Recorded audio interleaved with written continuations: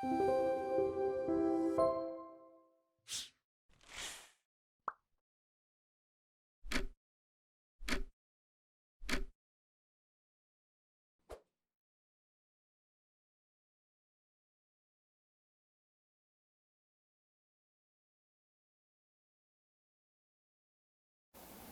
bem, nós estamos falando sobre o advocacy dentro do legislativo para a promoção dos direitos da minoria LGBT.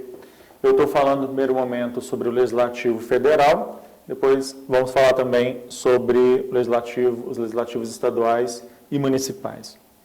Muito bem, então eu falei sobre como é que foi na Assembleia Nacional Constituinte. Vou falar sobre alguns outros projetos de lei pós-Constituição de 88. Em 1995, a então deputada Marta Suplicy propõe o projeto de lei 1151. Um projeto de lei para falar sobre a chamada parceria civil. E é um projeto que hoje já seria considerado bastante antiquado, porque ele nem chega a falar em união estável entre pessoas do mesmo sexo. Ele cria uma categoria abaixo aí da união estável, que seria a mera parceria civil, retirando dessa ideia qualquer referência diretamente à afetividade. Poderia ser um contrato de parceria civil, poderia ser feito, por exemplo, entre uma neta e a sua avó, não necessariamente envolvendo qualquer questão de afetividade. Pois bem, esse projeto que nesse ano de 2020 completa 25 anos de tramitação no Congresso Nacional, ele passou por várias comissões na Câmara e desde o ano de 2001 ele estava pronto para ser votado em plenário e foi retirado de pauta, seguidamente retirado de pauta. Depois ele chegou a ser arquivado e desarquivado e atualmente se encontra ainda em tramitação. Todos os projetos que eu estou tratando aqui são projetos ainda em tramitação.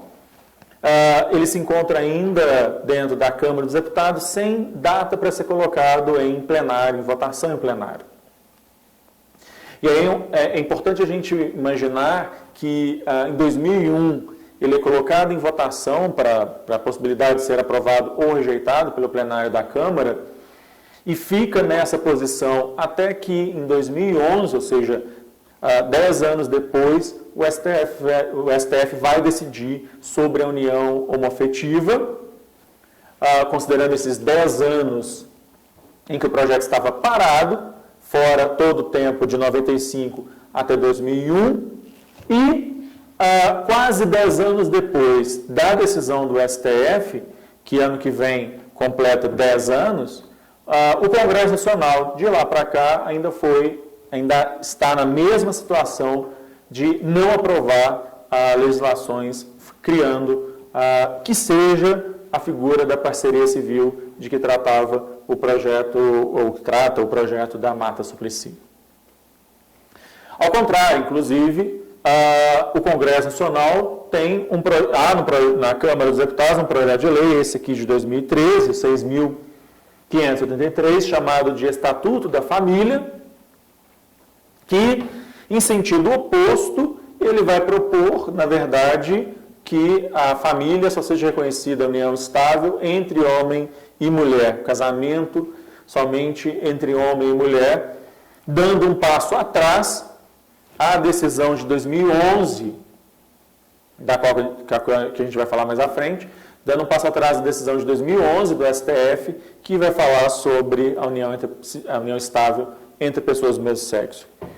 Similares ao projeto da Marta Suplicy, existem outros.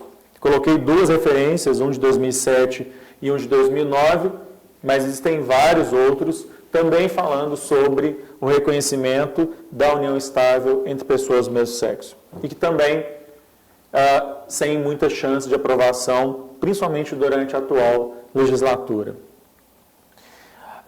Em 2007, também foi apresentado ao Congresso Nacional um projeto de lei para permitir a adoção de crianças por casais formados por pessoas do mesmo sexo. Esse projeto está em tramitação e, apensado a ele, existe um outro projeto de 2008 que fala justamente o contrário, né? A gente tem, então, na verdade, no Congresso Nacional, projetos de reconhecimento de direitos e projetos para eliminar a possibilidade, para restringir o reconhecimento de direitos, né? E é interessante a gente pensar que nem uns nem outros são aprovados no final das contas. O Congresso Nacional não tem coragem, de um lado, não tem a coragem de aprovar um projeto de lei que reconheça formalmente a união estável entre pessoas do mesmo sexo, apesar disso já ser algo reconhecido judicialmente, não reconhece a possibilidade da adoção por casais formados por pessoas do mesmo sexo, apesar disso já ser consagrado, mas também, ao mesmo tempo, não aprova, não tem a coragem de aprovar os projetos em sentido contrário. Pelo menos até então, o Congresso não tem tido coragem de fazer isso. Pois bem, aí a gente chega num projeto que foi um dos mais polêmicos da história aí do Congresso Nacional, que foi o projeto de lei 5.003 de 2001, da então deputada Yara Bernardi, e que depois se transforma no PLC 12206. O que o projeto de lei da Yara Bernardi pretendia na origem, e depois ele foi ampliado, era criminalizar a violência contra pessoas LGBTI no Brasil. No primeiro momento, ele buscava criar uma figura penal nova, que seria essa discriminação contra pessoas LGBTI no Brasil. Durante a tramitação desse projeto, houve uma mudança e, na verdade, seria a homotransfobia seria incluída dentro da lei do racismo. E esse projeto, ele começa em 2001 na Câmara, em 2005 ele foi aprovado em plenário, e aí, então, seguiu para o Senado. Quando ele segue para o Senado, ele ganha uma nova numeração, né, o projeto de lei da Câmara, 122 de 2006.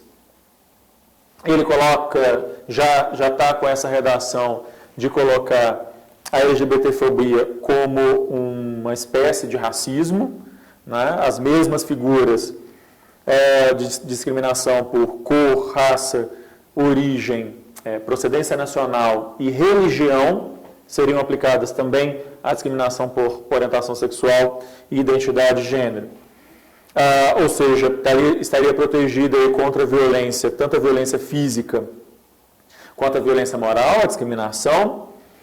E aí, quando esse projeto vai para o Senado, a bancada religiosa dentro do Congresso Nacional passa a se mobilizar. Até então, enquanto esse projeto ainda estava na Câmara, ele não ele não tinha grande repercussão dentro dos debates do Congresso Nacional. Ele foi aprovado com relativa facilidade na Câmara.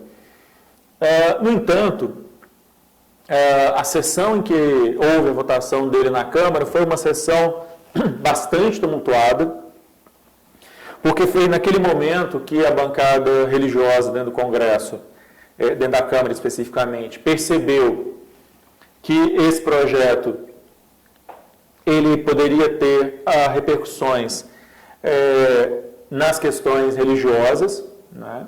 E então há toda uma mobilização dos deputados de anular a sessão em que houve essa votação, por uma série de tecnicalidades, mas a sessão acabou sendo validada. Enfim, não havia ali as questões formais que eles alegaram. Qual que é a razão da oposição da bancada religiosa dentro do Congresso Nacional a esse projeto? A questão que eles vão argumentar é de que esse projeto ele ofenderia a liberdade de expressão de natureza religiosa.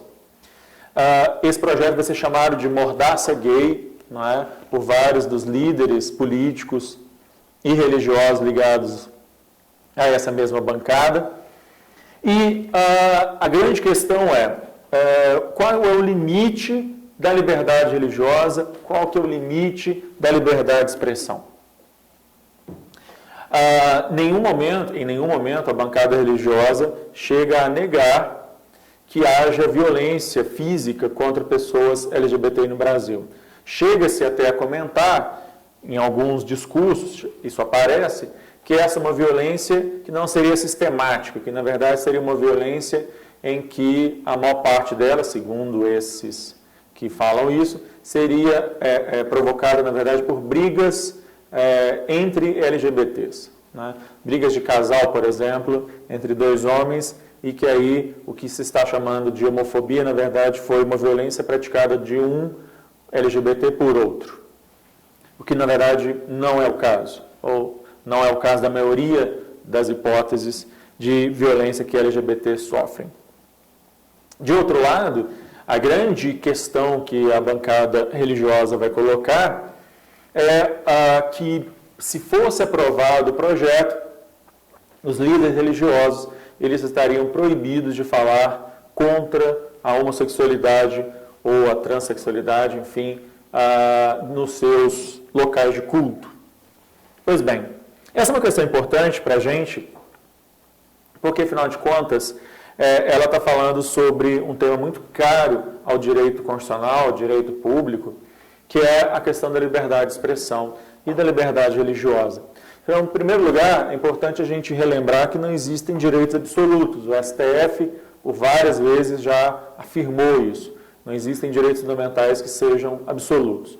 Por outro lado, no entanto, e, portanto, se não existem direitos absolutos, nem a liberdade de expressão e nem o direito à não discriminação também não são direitos absolutos.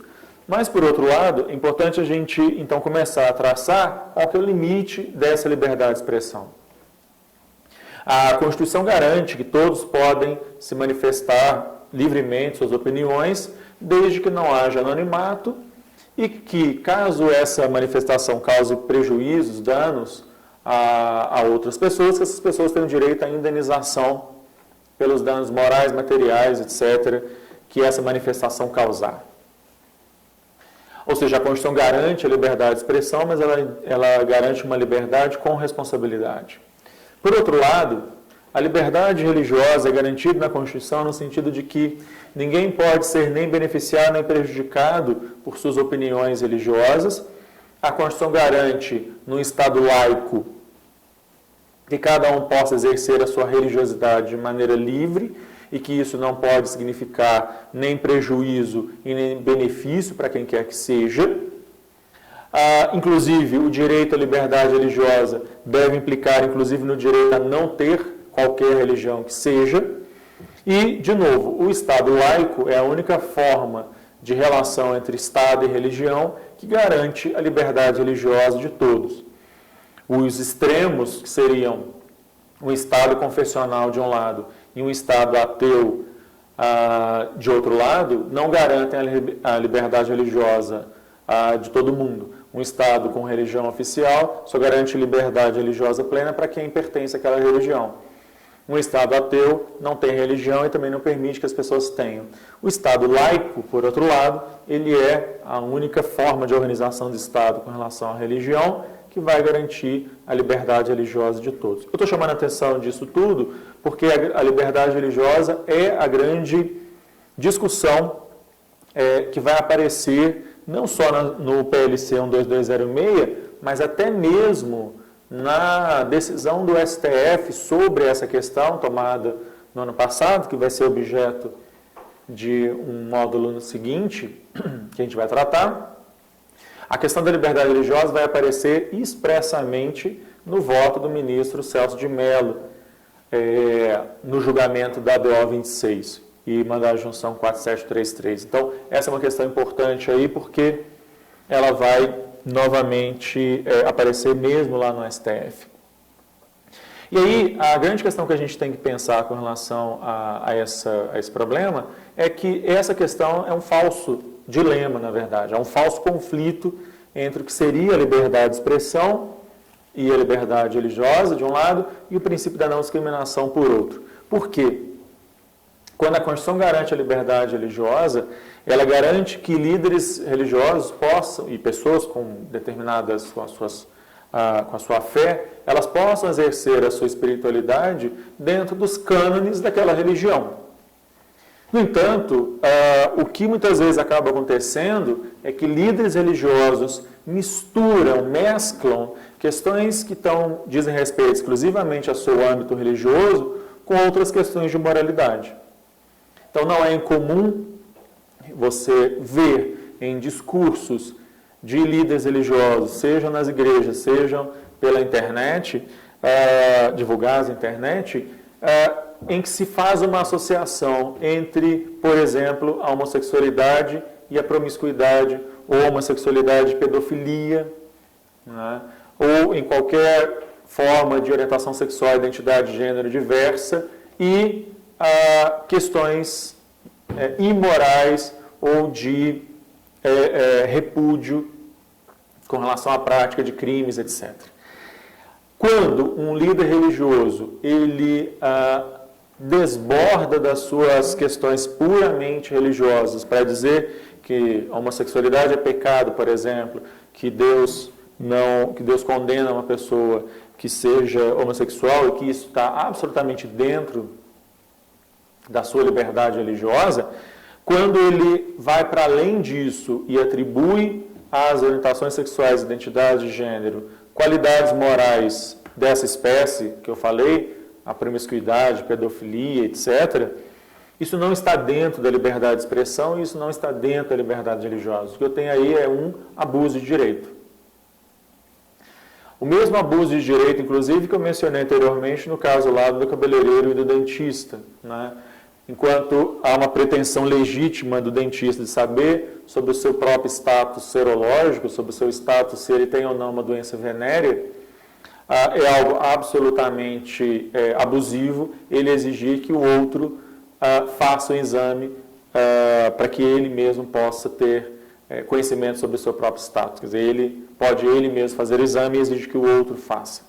A mesma forma que a pretensão de que a liberdade religiosa poderia albergar discursos como este e que são bastante comuns dentro do meio religioso, não são raridade, ao contrário, isso não está protegido pela liberdade religiosa ou pela liberdade de expressão.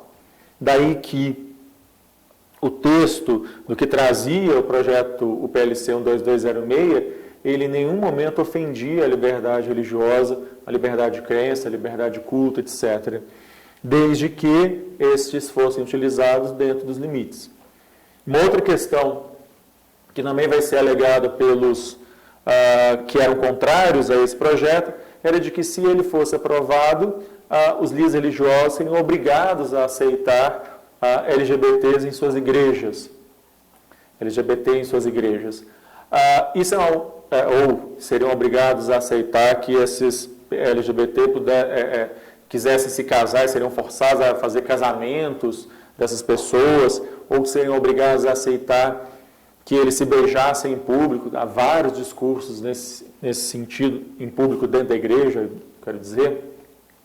E aqui, mais uma vez, esse tipo de argumentação não se sustenta, né?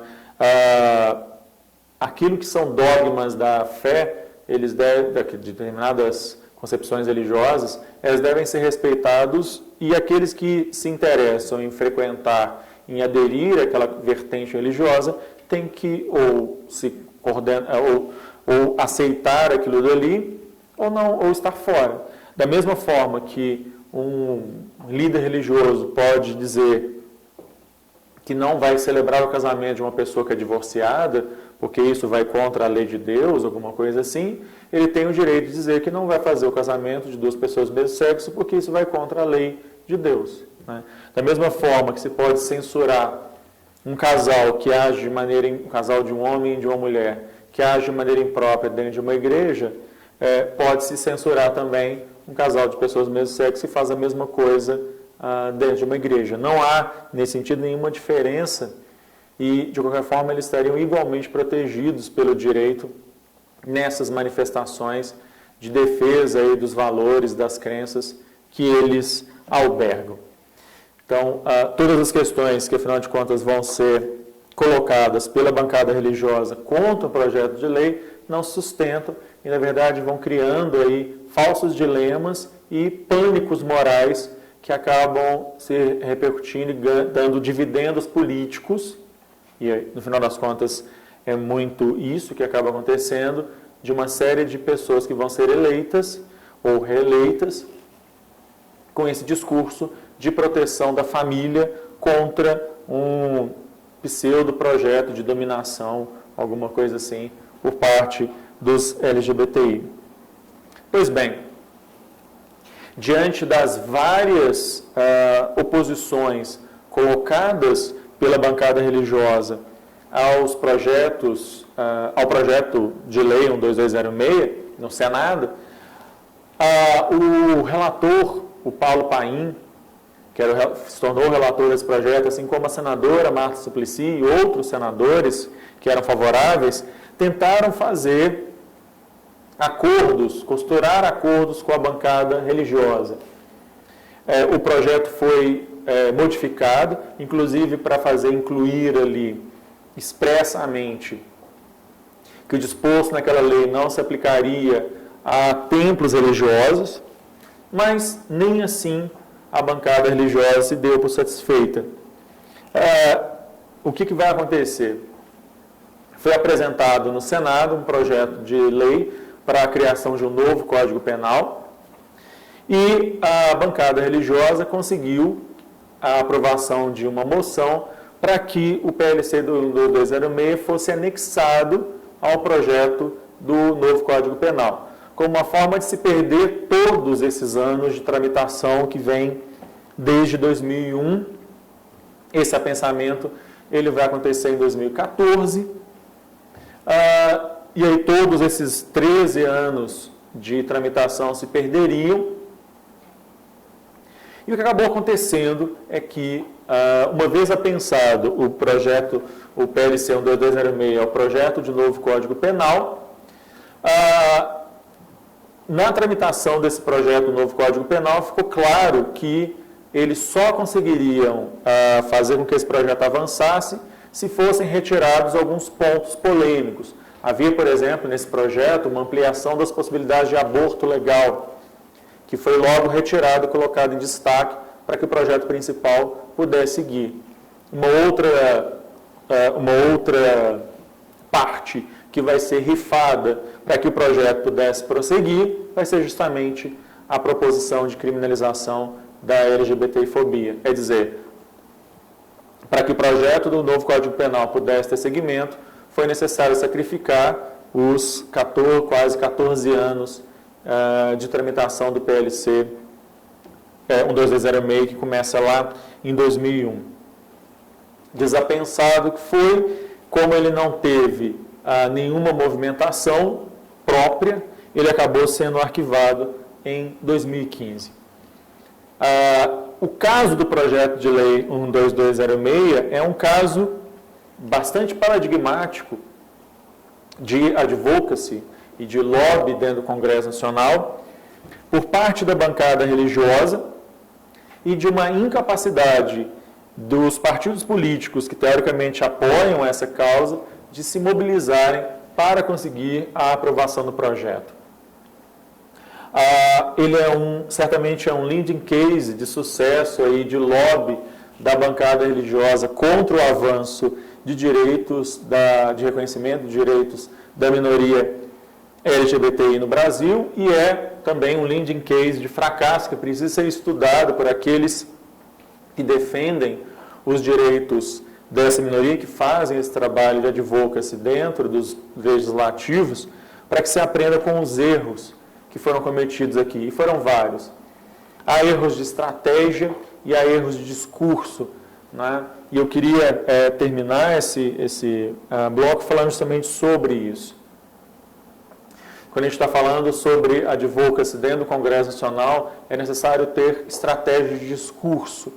Em nenhum momento, aqueles que eram favoráveis a esse projeto conseguiram emplacar um discurso de como a aprovação de uma legislação que coibia a violência é importante para toda a população. De que esse projeto era um projeto importante para toda a população, seja essa pessoa LGBTI+, ou não. não só porque pessoas não LGBT também são vítimas de violência homotransfóbica, porque alguém acha que essa pessoa é e acaba cometendo atos de violência, como também pelo fato de que promover uma punição daqueles que cometem violência é do interesse de todas as pessoas. Que haja menos crimes, que haja punição daqueles que cometem crimes é algo de interesse de todas as pessoas. Esse é um discurso que aqueles que advogaram, que fizeram o trabalho de advocacy, como principalmente partidos e deputados e senadores que atuaram nesse caso, não conseguiram emplacar.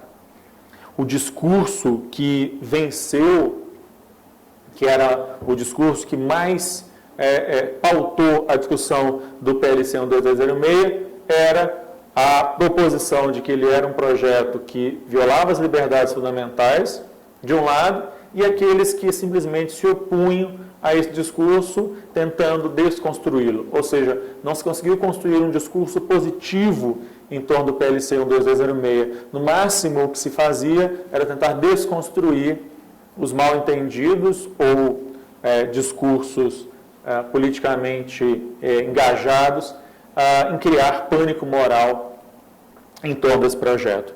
O projeto ele foi rechaçado pela bancada religiosa, também fazendo-se associação do mesmo com o chamado kit gay, que foi muito falado em 2013 e que acabou desgastando bastante aí todas as proposições em torno da reivindicação de direitos da população LGBTI+, no Brasil. Ele é um projeto, esse projeto, em nada difere, né, de outros tantos de conteúdo muito parecido que existem em vários outros países. Esse também é um ponto que poderia ter sido mais bem explorado pelos defensores do projeto no Congresso Nacional, que não foi. O Chile tem uma legislação muito parecida, que é a Lei Zamúdio. Os Estados Unidos têm uma legislação parecida, que é o Matthew Shepard Act. Vários países da América Latina têm legislações que ou criam um tipo penal específico ou colocam a homofobia e transfobia como causa de aumento de pena. De outro lado, a gente vai ter vários países da Europa que têm legislações muito parecidas com esse projeto de lei, ou seja, a necrobiopolítica, para recuperar a fala da Berenice Bento, ela acaba aparecendo também aqui pelo fato de que a própria ausência e vontade política do Estado brasileiro de produzir dados sem subnotificação sobre a violência contra pessoas LGBTI no Brasil também contribuiu para que a questão fosse minimizada, né? Para que a população, a opinião pública em geral, não tivesse a real dimensão do problema que é a LGBTI-fobia no Brasil. E aí eu termino, né, esse módulo para falar justamente, e no próximo módulo eu vou tratar do advocacy dentro do Executivo e do Judiciário, e comentar um pouco também sobre a situação nos estados e municípios, para falar que dentro da política, dentro do Poder Legislativo, uma atuação em defesa dos direitos humanos fundamentais tem que dominar o discurso, tem que pautar qual vai ser o discurso em torno daquele projeto que vai ser divulgado na mídia, que vai formar a opinião pública contra ou a favor, né? O caso do PLC 12206, todo o discurso foi sempre pautado em torno do pânico moral gerado, seja para apoiar o pânico, seja para criticar, e por isso ele acabou sendo arquivado sem deliberação, sem que o Congresso dissesse nem que sim e nem que não sobre o projeto, assim como vários outros sobre a minoria LGBT acabam tendo exatamente esse mesmo resultado.